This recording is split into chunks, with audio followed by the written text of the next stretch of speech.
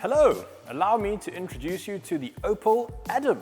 As you can see, we have two members of the Adam family here this morning, which will go on sale in South Africa in just a few weeks at the end of January. Now, it does have a curious name, but it's actually named after the founder of the company, Adam Opel, who started making sewing machines in 1862. He then made bicycles and eventually cars. And I think it's fair to say that Opel's lost its mojo a little bit recently. So they had to do something to shake it up. And they'll be bringing a whole host of new cars to South Africa in 2015. And this is the first of them, the really massive Opel Adam.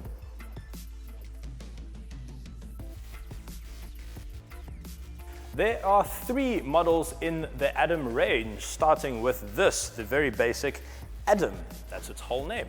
Comes with a 1.4 litre four-cylinder petrol engine, no turbocharger here. It's got 74 kilowatts and quite a low 130 newton meters. Now, I've been living with this engine for a while and I feel it just doesn't have enough power, especially when you've got a couple of extra people in the car and their luggage. Opel claims 5.3 litres to the 100 for this fuel economy.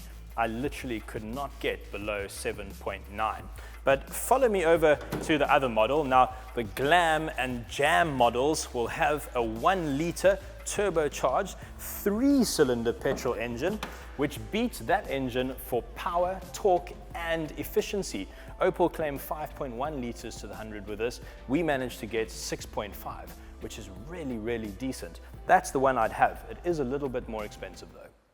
A big part of the appeal of the Adam is that so much of it is customizable. In fact, Opel says that options are infinite. So go into the dealership and test them. Tell them you want pink wheels and a pink roof and hearts on the carpet.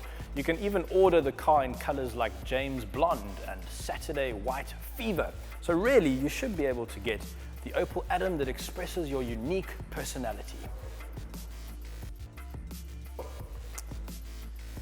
The interior of the new Adam is a very nice place to be.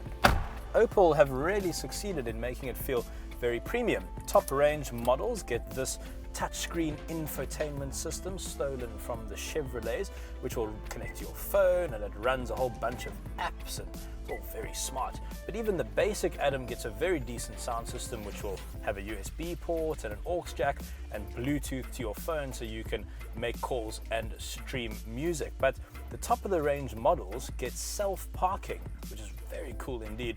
And all the models get city steering, which makes the steering very light for when you're trying to park in a tight space. And on the top range model, you can even get a starry roof.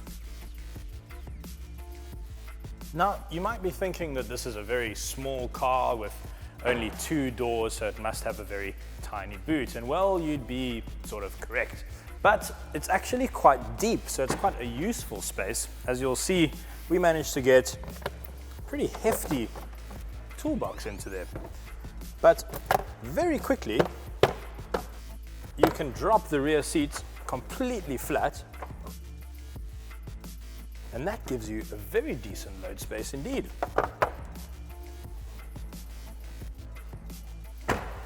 At this point, we can't actually give you exact pricing because, well, it hasn't even launched yet. But Opel South Africa have told us that prices will start at about 200,000 and the range will go up to 250,000. Now that makes this little Opel Adam quite an expensive small car. But then again, it really is a premium little hatchback. It puts it in line with cars like the Volkswagen Polo, but that's a little bigger, a little bit more practical and a little less cute. So we think this car's true rivals are the Fiat 500 and the new Mini. The Fiat 500 costs a bit less, the new Mini costs a lot more, but a second-hand Mini might make the perfect rival to this little Opel.